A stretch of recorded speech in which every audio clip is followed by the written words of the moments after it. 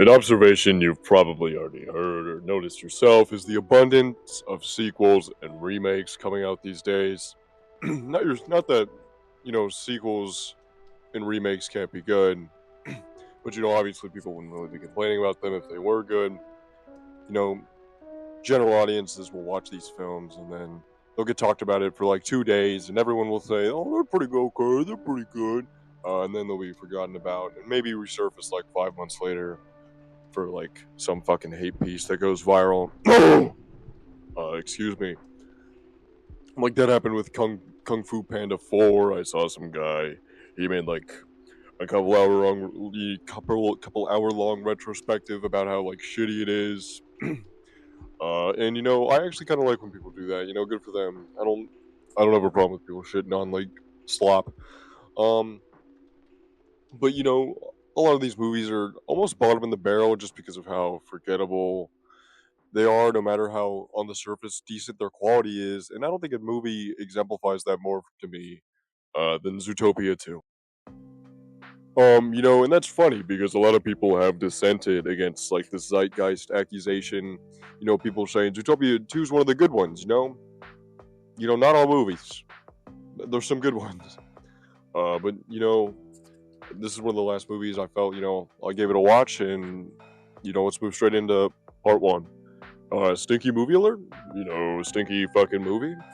So Zootopia 2 picks up pretty much immediately where the first one left off. Nick and Judy are cops now. And they have a new big old fucking case. They gotta do it against the system, vigilante style. They gotta remove a rich group from power and prevent them from destroying a ghetto. The movie, in similar ways to its predecessor, pertains a plethora of problems plaguing the film. So first off, the pacing. The pacing for the first 50 minutes especially is ludicrously fast. The movie moves at like a mile a minute, and being frank here, that is not the worst issue to have in a film. But I think it causes the first half to be just bafflingly unmemorable. I remember set pieces but not scenes, and there were some good set pieces, but the Blitzkrieg pace just really means like the first movie is just sludge. The first half of the movie is sludge. It also causes one of the two main plot lines to be super super underdeveloped, and that is just Nick and Judy's relationship struggle and how that parallels with the cultural struggle at large in Zootopia. Um, so like during the first half, they either grind the pace to a fucking halt to have these like therapy talk ass scenes where they go specifically into all their trauma and shit, like at the end of Pickle Rick, and it's so slow and on the nose, or they like they try to show their issues off in action, in the field, where what their relationship problems are like, in practice. And this sucks because in these instances it's treated as a both sides bad moment, but Judy is literally almost always in the wrong in terms of the film. Nick has a little bit trouble opening up, and he seems to not be so keen on risking his life for justice and revolution, which isn't even a inherently bad thing. But Judy like often puts them in needless danger and risks their lives for ultimately minimal gain, and is extremely reckless. And I know it's supposed to be like a both sides bad moment, and I do agree that Nick doesn't open up to his reasons of not wanting to participate in the case to Judy as much as he needs to. But the thing is, even his fake reason that he lies about is completely reasonable, that he doesn't want them to die. Like, the thing is, he's saying he doesn't want them to die when the real reason is he doesn't want her to die because he can't lose her, but that's like an equally as good reason. And I thought they were going to go more into like maybe it's good to like risk yourself for revolutionary change and to like put it all on the line when shit really hits the fan. But they don't really go for that angle because they do present Judy as wrong as well. And I agree in the hand lens of the situation that that is true. But I think overall Judy may be right in her ambition to take over this case. But speaking of shitting on Nick, let's talk about the comedy of the film. Just like my complaints in this Despicable Me video, it's kind of annoying to see like a character who's like generally cynical, but like good-hearted, like Nick, get shit on like fucking endlessly for no good reason. But they can't bear to like do the same to our good-natured, like just as sarcastic but bleeding yellow like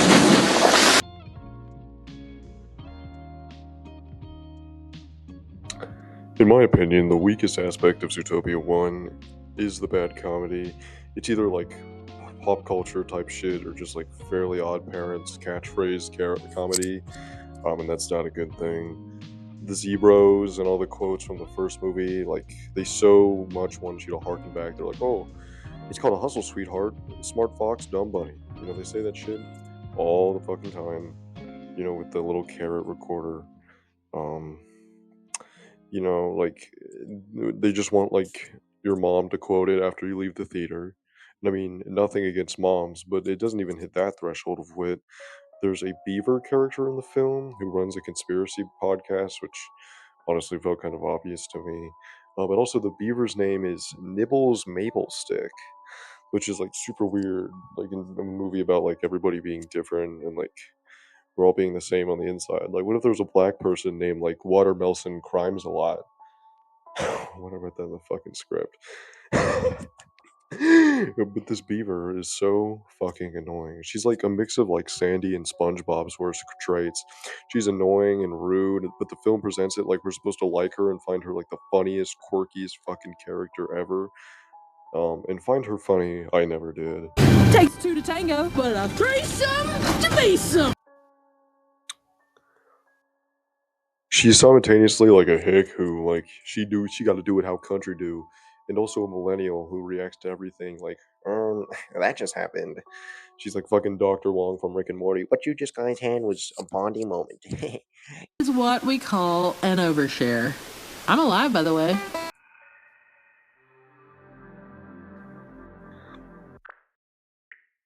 I hate her. And speaking of added characters, I want to talk about it a bit more. The snake. He does nothing. He isn't united with Judy until like an hour into the movie, and he doesn't really have much of a personality other than that he's nice, I guess, which is so odd considering how strongly characterized Nick and Judy are. He's all over the fucking posters of the film, but he's basically a plot device. He does almost nothing. And also, there's a new twist villain. I will say his motivation, while kind of stupid and underdeveloped, like, why does he want recognition from his shitty family rather than Zootopia as a whole, is quite a bit better than the first movie's villain. Like, there's no real foreshadowing, to my knowledge, but his plan just makes a lot of sense, and, it makes sense why he joins the party and betrays them. Like I've detailed, though, the movie has a lot of flaws overall. I'd say I really enjoyed my time with it, though. I didn't mention this before, but negativity will increase your retention, so you may be asking two cones, dude. There's some people singing outside my fucking dorm. Jesus Christ, but so you might be saying, two cones, what's your fucking point here, like, what's your goddamn fucking point, what's the big idea, you goddamn backtardigan, part two, good movie alert. We gotta calm down here. We'll get to the main point, but let's briefly talk about what I liked about the movie. Nick and Judy have a relationship squabble that parallels with the overall theme of differences, whether in relationships or race, in this case species. The minor differences can not only bring texture, intrigue, and interest to our world, but are also insignificant in the more important amalgamation of community and love. There are people. I'm gonna crash out. Sorry about the interruption. Two drunk emo baddies have been drawing pictures of me on my door. I will show those on screen now. But yeah, it's well written. Nick has a bunch of funny lines. Jason Bateman is just a really talented voice actor, and everything he says is just generally really funny. The natural banter between the two leads is usually very entertaining, when they're not using blatant therapy speak. There's a lot of good action, which is good because like half of the movie is fucking action, and there's like extremely creative like gags and moments in some of the chases, and they get pretty intense. Like, they have guns in the movie. There's guns. They die. You get shot. So that's pretty crazy. Um, Also, the environments are really good. I really like the podunk Ozark swamplands that they go to, and there's a brief stint in the desert area, which is honestly super disappointing. They didn't really do anything good with the desert. There's plenty of good visual gags, and the characters, most of the main duo are very likable, I would say. I enjoyed my time with, a movie about a relationship between two different people, and a movie about two different cultural groups uniting despite their differences. That sounds like a good message and a fun movie. But hold on. Where have I heard that one before? Part three. Same movie alert. So here comes my big issue with Zootopia 2. It's the same fucking thing as the first movie, and while it raises the stakes, it retreads literally everything done in this first. Judy and Nick's bond is the same as the original. The difference coming together, except it's more romantic coded now as compared to them just becoming partners. The other police don't trust them again, despite the fact that they just saved the city like a fucking week ago. The outgrouping of other new species and the fact that they literally had to invent like new species to outgroup. Like I didn't even realize there weren't any reptiles in the original until they pointed it out in the second one. It's pretty arbitrary, and the fact that it wasn't hinted at or like teased at all just makes it seem super ridiculous and a really easy excuse to retread the first movie's conflict. And in fact, at the end, Judy grabs a feather that falls onto her window, implying like the third movie is going to be about fucking birds. Like, who gives a fuck about birds? Like, we don't need bird racism movie. Why are they just adding more races for them not to like, man? They solved racism twice.